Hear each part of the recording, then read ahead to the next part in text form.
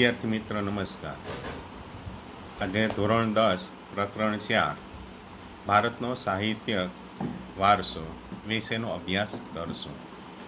માનવી પોતાના વિચારો, ભાષા, લાગણી, ઉર્મિ વગેરેનો અન્ય માનવી કે પ્રાણી સુધી પહોંચાડવા માટે કેટલાક હાવભાવ અને નો આશરો લે છે. પરંતુ એ સમય દરમિયાન બોલી અને લિપિનો ઉદ્ભવ થયો. તો લિપિ એટલે મિત્ર તમે ગારની જે ગાર અને લીપણ કરી ને સળકાટ બનાવી તેની ઉપર છે લખાણ કરવામાં આવતું. તમને મિત્ર એક ચિત્ર બતાવું કે આ લીપણ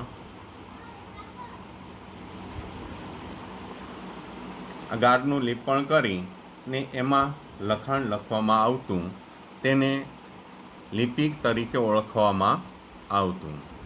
હવે ભારતના લિપિ ભાષાનો ઘડતરમાં મોટો ફાળો આપવામાં સમયાંતર પોતાના વિચારો અભિવ્યક્ત માનવી કરતો થયો. પ્રાચીન કાળથી ભારતીય સાહિત્ય વિવિધ અને વિશિષ્ટ માટે પ્રખ્યાત છે. ભારતના વિદ્વાનોએ સાહિત્યના બે ભાગ પાડેલા છે: વૈદિક સાહિત્ય અને પરિશિષ્ટ સાહિત્ય. તાઈ મિત્ર, વૈદિક સાહિત્ય ને પ્રશિષ્ટ સાહિત્ય આમ બે ભાગની અંદર વહેંચવામાં આવેલા. તેનું થોડુંક વિગતથી આપણે જોઈ લઈએ ચિત્ર સાથે કે અહીંયા આ વૈદિક સાહિત્યની રચના કરવામાં આવેલી. તેવી જ રીતે પ્રશિષ્ટ સાહિત્ય, ગુજરાતીના પ્રશિષ્ટ સાહિત્ય, એમાં કાવ્ય, ગઝલ, નાટક, ગીત, સંગીત વગેરેનો સમાવેશ થાય છે.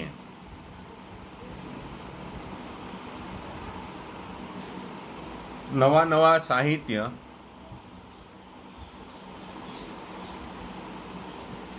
નવી ભાષા અને નવા સાહિત્યનું સર્જન થયું. એ ઉદાહરણ તરીકે આપણે સંસ્કૃત ભાષાનું લઈએ. વર્તમાન સમયમાં સંસ્કૃત ભાષાનો ઉપયોગ ઓછો છે, કારણ કે પહેલાંના સમયની અંદર સંસ્કૃત ભાષા માત્ર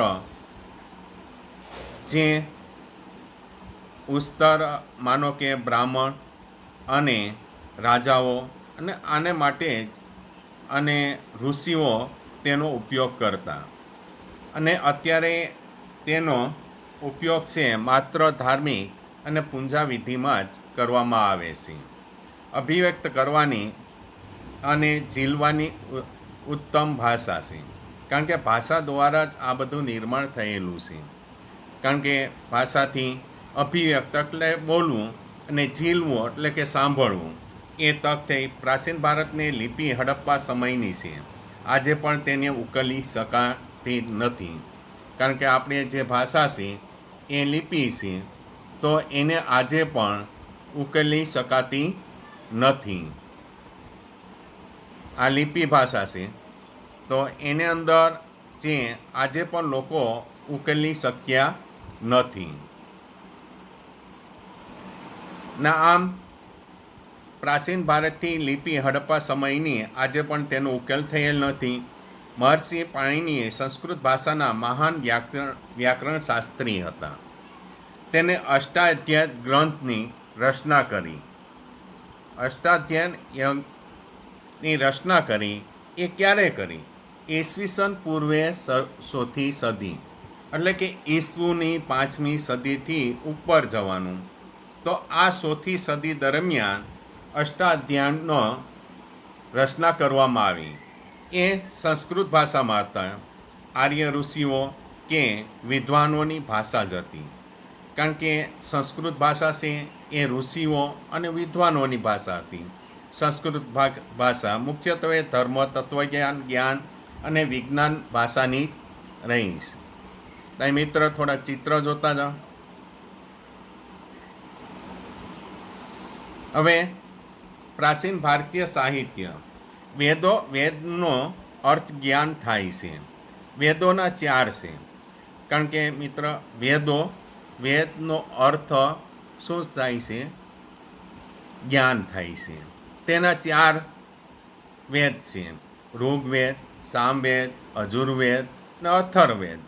એમાં પ્રથમ આપણે ઋગ્વેદ વિશેનો અભ્યાસ કરીએ. ઋગ્વેદમાં 1028 ઋષાઓ આવેલી હતી. તે 10 ભાગમાં વહેંચવામાં આવેલું. દેવોને લગતી, તેમાં યજ્ઞ પ્રસંગની સ્તુતિઓ વગેરે આપવામાં આવેલી છે. કારણ કે સ્તુતિ છે એ ઘણી વખત આપણે યજ્ઞવિધિ કે કોઈ પણ પ્રસંગની અંદર તાલબંધ રીતે ગાવામાં આવતી હોય છે. સામવેદ એ ઋગ્વેદનો જ એક ભાગ છે. શ્લોકો યાન અને લય સાથે ગવાય છે, માટે તેને સંગીતની ગંગોત્રી કહે છે. કારણ કે સામવેદની અંદર શ્લોકો લય અને રાગ સાથે ગાવામાં આવે છે. તેને કારણે તેને સંગીતની ગંગોત્રી ગણવામાં આવે છે. અજુર્વેદ યજ્ઞ વખતે બોલવામાં આવતા મંત્ર ક્રિયાઓ અને વિધિને અજુર્વેદ તરીકે ઓળખવામાં આવે છે. હવે અથર્વવેદ અનેક પ્રકારના કર્મકાંડ અને સંસ્કારોનું વર્ણન કરવામાં આવે છે. જે કર્મકાંડ અને સંસ્કારનું વર્ણન કરવામાં આવે છે એ અથર્વવેદની અંદર કરવામાં આવે છે. અહીંયા પ્રાચીન ગ્રંથો વિશે જો ઋગ્વેદ, અજુર્વેદ, સામવેદ, અથર્વવેદ. હવે મિત્રો આપણે ઉપનિષદ વિશેનું થોડુંક જ્ઞાન મેળવી લઈએ. ઉપનિષદ સાહિત્યના બ્રાહ્મણને આરંભ, જીવન, મૃત્યુ, ભૌતિક, આધ્યાત્મિક જગત, જ્ઞાનની પ્રકૃતિ, દાર્શનિકના પ્રશ્નો અને બૃહદારણ્ય અને છાંદોગ્ય. શરૂઆતમાં ઉપનિષદની મુક્તિઓ ઉપનિષદો તેની સંખ્યા 108 દર્શાવે છે. અહીંયા ઉપનિષદ ને બૃહદારણ્ય. અહીં મિત્ર બૃહદારણ્ય શું છે કે જંગલની અંદર જે ઉપનિષદના સંદોની આ શરૂઆત થયેલી છે. હવે બ્રાહ્મણ ગ્રંથ વેદોને મંત્ર અર્થે સમજવાના જુદા જુદા યજ્ઞ ને તેને લગતી વિધિઓ એ બ્રાહ્મણ ગ્રંથની અંદર લખવામાં આવેલું છે. માર્ગદર્શન તેમાં આપવામાં આવેલું. હવે મિત્ર આરણ્યકો આર્યોના અંતિમ જીવન સમયે અરણ્યોમાં જઈને ગાળતા જંગલ કે વનમાં. કારણ કે આર્યો જે હતા એનું અંતિમ જીવનને સમયે આર્યો જંગલની અંદર વહી જતા અને ત્યાં આશ્રમ બાંધી સતત ચિંતન કરવામાં આવતું અને તત્વજ્ઞાનને આધારે તે ભરપૂર એવા ત્યાં સાહિત્ય આરણ્યકો લખવામાં આવેલા છે. તેને આરણ્યક ગણવામાં આવે છે. અહીં ચિત્ર જે જોશો કે ઋષિ તે જંગલમાં વહી જાય છે ને ત્યાં ચિંતન કરી અને પોતે આ ગ્રંથોની રચના કરેલી જોવા મળે છે. હવે વેદાંગ આ સાહિત્યના કર્મકાંડ ઉપરાંત જ્યોતિષ, વ્યાકરણ અને ખગોળશાસ્ત્રની સમાવેશ થાય છે. ભારતના 2 મુખ્ય મહાકાવ્ય છે. ઈસવીસન 2જી સદીમાં મળ્યું છે. ઈસુની પછીના 300 વર્ષ પહેલાં. અને આ કાવ્ય 2 લખાયેલા, રામાયણ અને મહાભારત. તો રામાયણ અયોધ્યાના રાજવી રામચંદ્રની કથા. મહાભારતનું ઘણું નાનું છે. કારણ કે અયોધ્યાના રામચંદ્રને કે અત્યારે પણ લોકોના જીવન વ્યવહાર, રહેણીકહેણી અને માતા પિતાનું સન્માન વગેરે બાબત છે એ રામાયણ ઉપરથી લોકોનું જીવન જીવવા માટેની રીત શીખવે છે. હવે મહાભારત 1,00,000 શ્લોકો તેમાં રહેલા છે. વિશ્વનો સૌથી મોટું કાવ્ય ગ્રંથ છે. તેની અંદર પાંડવો અને કૌરવ વચ્ચેનું યુદ્ધ અને આની અંદર ઘણા નાનું મોટો કાવ્યની રચના જોડી અને વિશાળ મહાભારતની રચના કરવામાં આવેલું. તેને કારણે મહાભારતમાં શ્રીમદ ભાગવદ્ ગીતા તરીકે ઓળખાય. તેનો મિત્ર ફોટો જોઈ લો કે આ ભાગવદ્ ગીતા આખી રચના તેની અંદર કરવામાં આવેલી વિશાળ ગ્રંથ, વિશ્વનો મોટામાં મોટો ગ્રંથ છે. તેમાં મોક્ષના માર્ગ, જ્ઞાન, કર્મ અને ભક્તિ, કે દરેક વ્યક્તિએ જ્ઞાન મેળવવું, કર્મ કરવું અને ભક્તિ એ માર્ગનું આપેલું છે. ને સંસ્કૃત ભાષાના પુષ્કળ સાહિત્ય પણ રચાયેલું છે. ધાર્મિક અને લૌકિક, કારણ કે બે પ્રકારના પુસ્તકોની રચના કરવામાં આવતી. ધાર્મિક એટલે કે ધર્મને લક્ષ્યમાં રાખીને, લૌકિક એટલે લોકોને દ્વારે જે બોલી અને કાવ્ય રચના છે, કવિ છે, આ બધી વગેરે છે એ બાબત તેમાં સમાવેશ થાય છે.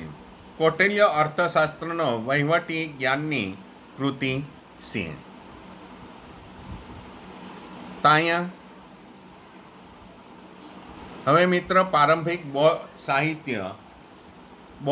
સાહિત્ય છે એ પાલી ભાષામાં લખવામાં આવેલું અને આ સાહિત્યના 3 ભાગની અંદર વહેંચવામાં આવેલું. 3 ભાગને કારણે તેને ત્રિપિટક તરીકે ઓળખવામાં આવે છે.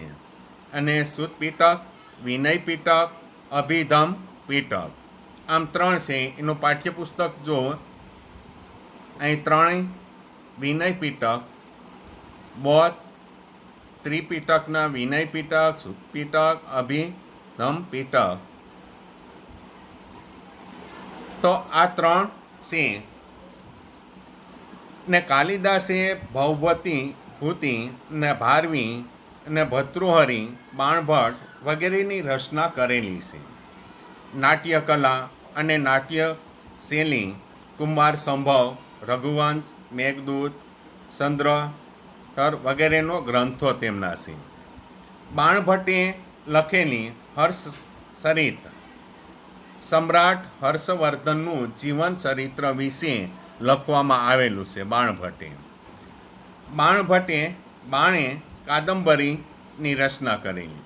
ગુજરાતી ભાષામાંના પદ સાહિત્યની રચના, ખેડાણ થતાં અનેક કૃતિઓની રચના થઈ. ગુજરાતની અંદર પણ ઘણી રચના કરેલી.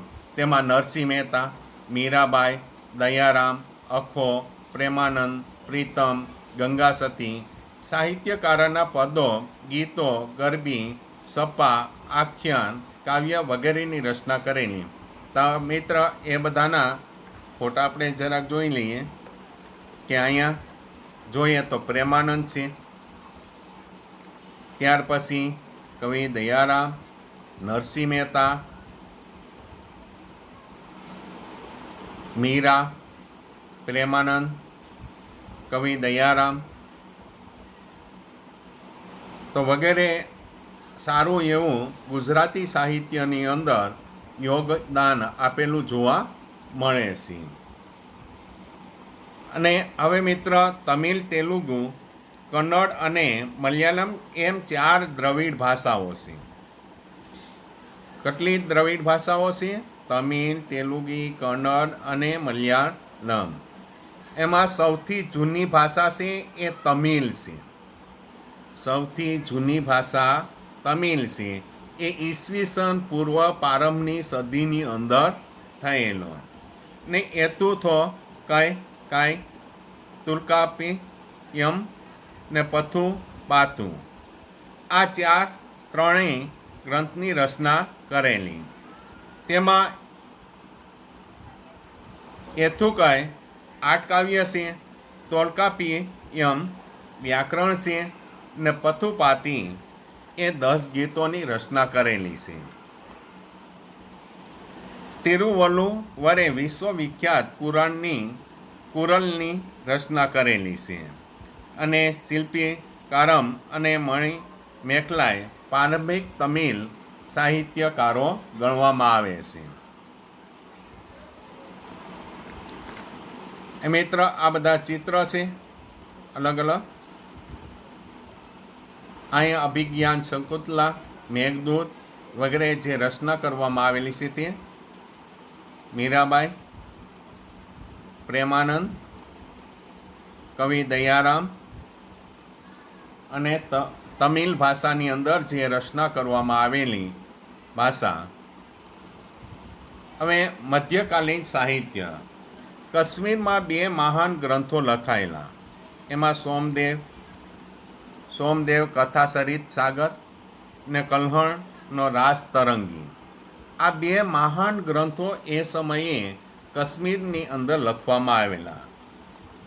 એ શરૂઆતને જયદેવનું ગીત ગોવિંદ સુંદરમાં સુંદર ગ્રંથમાં રચના થયેલી ગણના થાય છે. ને ત્યાર પછી આ બધા જે ગ્રંથો હતા એ અભ્રસ થઈ ગયા. અભ્રસ ભાષા થયેલી એ આધુનિક ભાષાનો વિકાસ થયેલો ગણવામાં આવે છે. કવિ સંતભાઈ રાય સરિત પૃથ્વીરાસ રાસો હિન્દી સાહિત્યનો પ્રારંભિક ગ્રંથ છે. પૃથ્વીરાસ રાસો કે અહીંયા કવિ સંતભાઈ રાયે સરિત પૃથ્વીરાસ રાસો કે જે પૃથ્વીરાસ હતા તેમનું પરાક્રમ અને જે એને જીવન ચરિત્ર વિશેનું આની અંદર પૃથ્વીરાસ રાસોની અંદર લખવામાં આવેલું. શંકરાચાર્યે આ સમયે ભાષ્યની રચના કરેલી, પંપાએ આદિપુરાણની કરેલી, પન્નોએ શાંતિપુરાણ કરેલું, એટલે કે શાંતિપુરાણ જૈન તીર્થકરનું જીવન ને આ એ જૈનનું જ છે આદિપુરાણ. અને રનાએ અજીતનાથ પુરાણની રચના કરેલી જોવા મળે છે. એમાં પંપા, પોના અને રના પ્રારંભિક કન્નડ સાહિત્યના ત્રિપુટી તરીકે ઓળખવામાં આવે છે. કવિ કંબલે તમિલમાં રામાયણની રચના કરેલી છે. હિન્દી ભાષાના 2 સ્વરૂપ વ્રજ અને ખડી બોલી. હિન્દી ભાષાની 2 સ્વરૂપ આપેલા, વ્રજ અને ખડી બોલી. હિન્દી ગુજરાતીને મળતી આવતી રાજસ્થાની ભાષા. રાજસ્થાની ભાષા છે હિન્દી અને ગુજરાતીને મળતી અને એ રાજસ્થાની છે. અને રાજસ્થાની ભાષાની અંદર અનેક ગ્રંથોની રચના કરવામાં આવી. એની અંદર વીર ગાથાઓ અને લખવામાં આવેલું. અને આલ્હાઉદર અને બિસલદેવ રાસો આ સમયના વિખ્યાત વીરગાથાઓ છે. મુલ્લા દાઉદનો ગ્રંથ ચંદ્રયાન પછીની ભાષાનો સૌથી જૂનો ગ્રંથ ગણવામાં આવે છે. મિત્ર ફારસી ભાષા. ફારસી દિલ્હી સલ્તનતની રાજભાષા હતી. ફારસી ભાષા કઈ હતી? દિલ્હીના જે રાજવીઓ હતા એને બોલવા ચાલવાની ભાષા રહેલી. એમાં જિયાઉદ્દીન બર્ની એ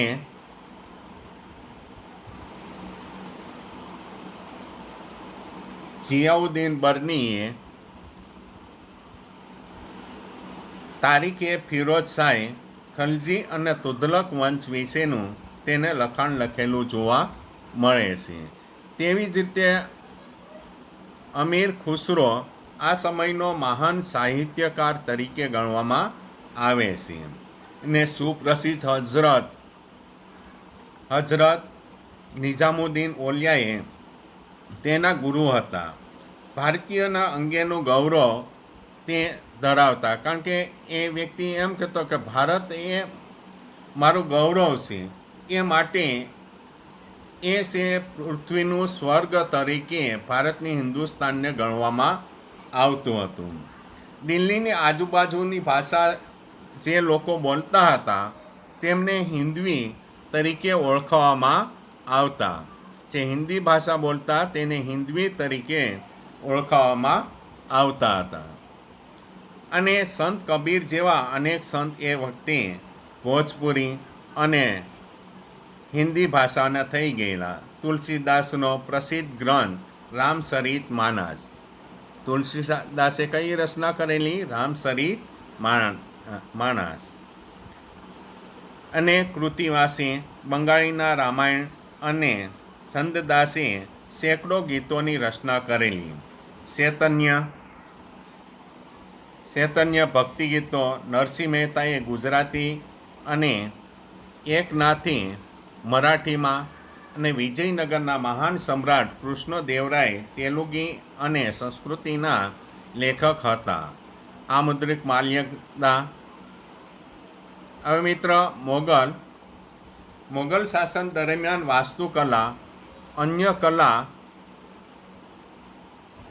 સાહિત્યનો વિકાસ થયો. પ્રથમ મોગલ બાબરે તુર્કી ભાષાનો તુજકે બાબરી નામનો આત્મકથા લખી, તે જેનું ફારસી બાબર નામથી ભાષાંતર કરવામાં આવ્યું. હુમાયુની બહેન ગુલબદને બેગમે હુમાયુમાં લખેલું જહાંગીર ચૂકે જહાંગીર નામની પોતાની આત્મકથા લખી. ઔરંગઝેબે પણ સિદ્ધહસ્ત લેખક હતો. છેલ્લો મોગલ સમ્રાટ બહાદુર શાહ જફર પણ એક ઉર્દુ કવિ હતો.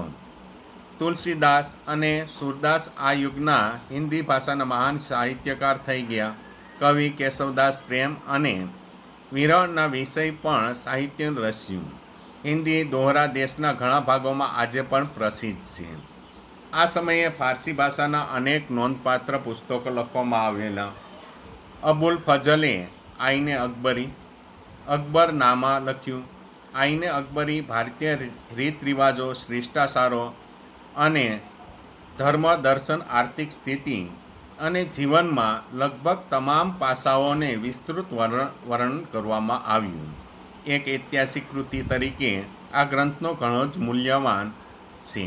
અબુલ ફઝલનો ભાઈ ફૈજી ભારતીય ભાષાનો એક મહાન કવિ હતો. તેને અનેક સંસ્કૃતિ ગ્રંથોને ફારસીમાં અનુવાદ કર્યો. અકબર તો મહાભારત, રામાયણ, અથર્વવેદ, ભાગવદ્ ગીતા, પંચતંત્ર જેવા ગ્રંથોનો અનુવાદ કરવા એક અલગ ખાતાની પણ રચના કરેલી. અકબર સમયના ઇતિહાસના ઘણા ગ્રંથો લખાઈ ગયેલા. મધ્યયુગના સૌથી મહત્ત્વની ઘટનાનો ઉર્દુ ભાષાનો જન્મ થયો. આ નવી ભાષા સાહિત્ય દ્રષ્ટિએ સૌથી સમૃદ્ધ એવી અન્ય આધુનિક ભાષાની હરોળ આવી ગઈ. આવી વલી, મીર દર્દ અને મિર્તકી મીર નજીર અને અકબરાબાદી અને અસદુલ્લા ખાન ગાલિબ જેવા મહાન કવિઓ થઈ ગયેલા. હવે મિત્ર, આપણે પ્રાચીન ભારતની વિદ્યાપીઠો વિશેનું અભ્યાસ મેળવીશું. નાલંદા બિહાર પટણા જિલ્લાના બડગામ નામના ગામ પાસે આવેલી નાલંદા વિદ્યાપીઠ આવેલી છે. ભારતીય સંસ્કૃતિમાં બૌદ્ધ અને જૈન ધર્મની પરંપરા નાલંદા મહત્ત્વનું ઘણું છે. પ્રાચીન વિદ્યાપીઠના મહાવીર સ્વામીએ 14 ચાતુર્માસ કર્યા હોવાથી આ સ્થળને જૈન તીર્થ પણ બન્યું હતું. 5મી સદીમાં કુમારગુપ્તએ અહીં એક વિહાર બંધાયેલો. ત્યાર પછી નાલંદાને પ્રસિદ્ધ વધારો થયો હતો. હજારો હસ્તલિખિત ગ્રંથોના અમૂલ્ય ભંડારો હતા. નાલંદા વિશ્વવિદ્યાલય હતું. ભારતીય સંસ્કૃતિમાં એક તીર્થધામ પણ હતું. આપણે મિત્ર ફોટાની અંદર જોવો છો કે આ એક વિશ્વવિદ્યાલય હતું અને ત્યાં મોટા ભાગના પ્રયોગો કરવામાં આવતા અને એક તીર્થધામ તરીકે પણ હતું.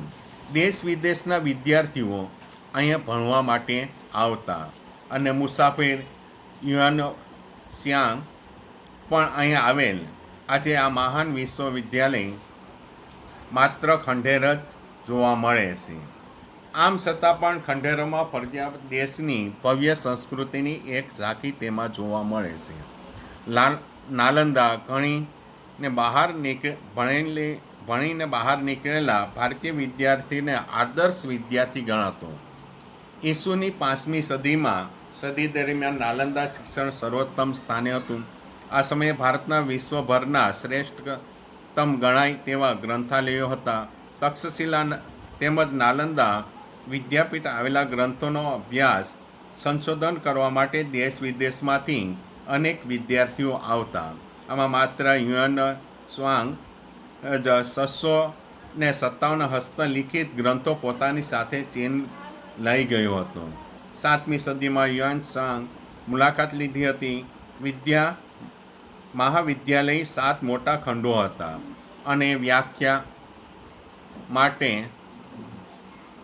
માટે 3 ખંડો હતા. વિદ્યાર્થીને રહેવા માટે કાચ મઠો બાંધવામાં આવ્યા. વિદ્યાપીઠને નિર્વાહ માટે અને દાનમાં મળ્યું હતું. ગામની આવકનાથી વિદ્યાર્થીને ભોજન અને વસ્ત્ર વિના મૂલ્યે પૂરું પાડવામાં આવતું.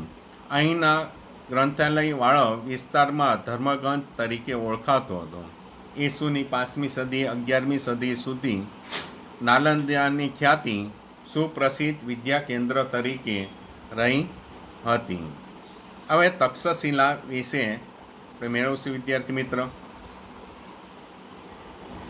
વર્તમાન સમયમાં પાકિસ્તાનમાં આવેલું રાવલપિંડીને પશ્ચિમ પ્રાચીન તક્ષશિલા વિદ્યાપીઠ હતી.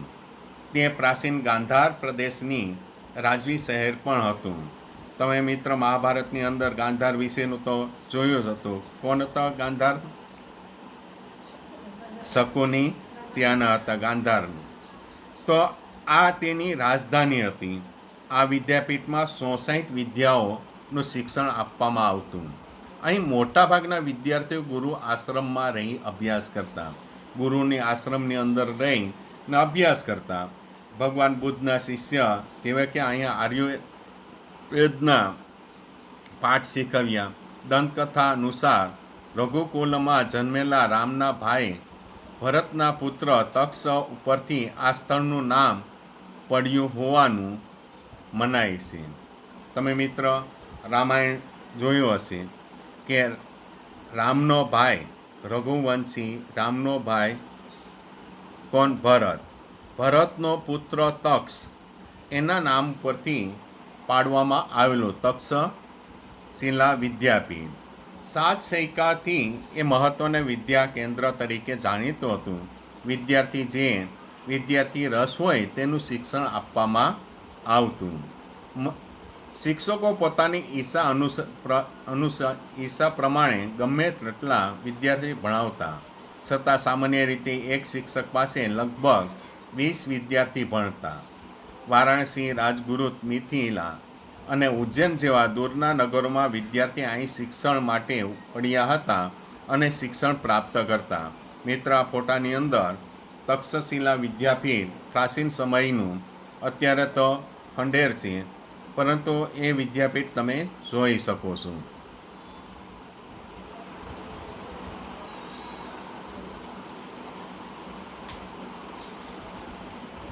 હવે મિત્ર વારાણસી, કાશી.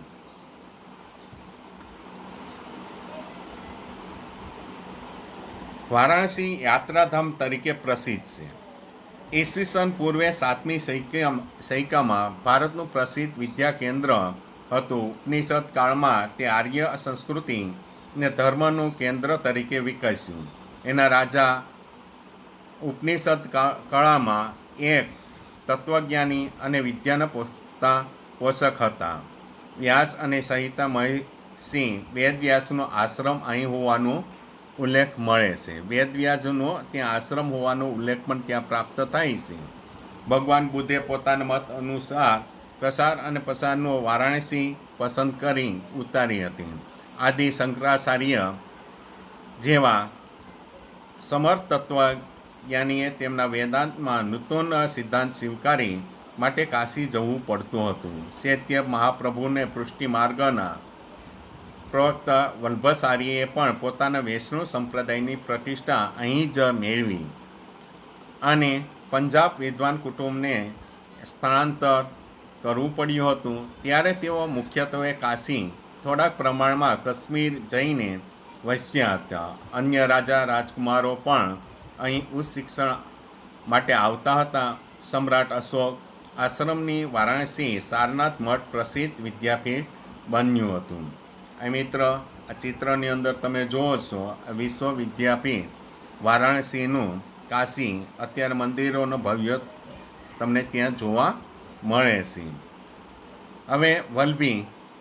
ઈસવીસન 7મી શતકમાં ગુજરાતમાં વિદ્યાપીઠ અતિ પ્રાચીન શિક્ષણ કેન્દ્ર હતું. વલભી વિશાળ અને અત્યંત પ્રસિદ્ધ વિદ્યાધામ બનાવવામાં મૈત્રિક વંશના તત્કાલીન શાસક અને નાગરિકને મોટો ફાળો હતો.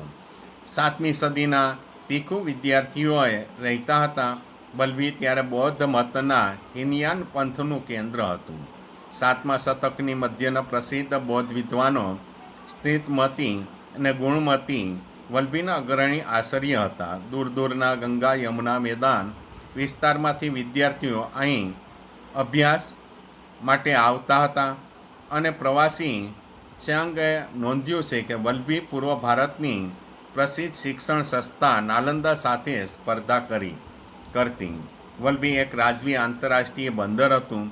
ઈસવીસન 480થી ઈસવીસન 775 સુધી વલ્લભી શાસકના મૈત્રી રાજવીઓએ પણ વિદ્યાના વિદ્યાપીઠના મહાન આશ્રયદાતાઓ હતા. બાબતની નોંધ લેવી પડે. મૈત્રિક વંશના રાજવીએ બૌદ્ધ નહોતા સનાતન્ય છતાં પણ આ સંસ્થાને મદદ કરતા હતા. ઈસવીસન 775માં આરબોએ આક્રમણ કરી મૈત્રકો પરાજિત થયા. વિદ્યાપીઠ બંધ પડી.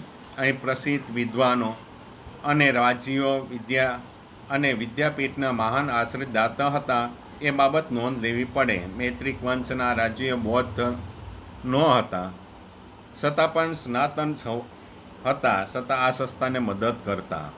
ઈસવીસન 775 આરબનું આક્રમણ થયું. મૈત્રિક રાજ્ય પરાજય થયું અને વિશ્વવિદ્યાલય છે બંધ પડી. પ્રસિદ્ધ વિદ્વાનોનું નામ દરવાજા પરથી લખવામાં આવતા. વિદ્વાન રાજસભાના પોતાના પાંડિય દાખવી અને રાજવીએ ઊંચા અધિકારીઓને પ્રાપ્ત કરતા.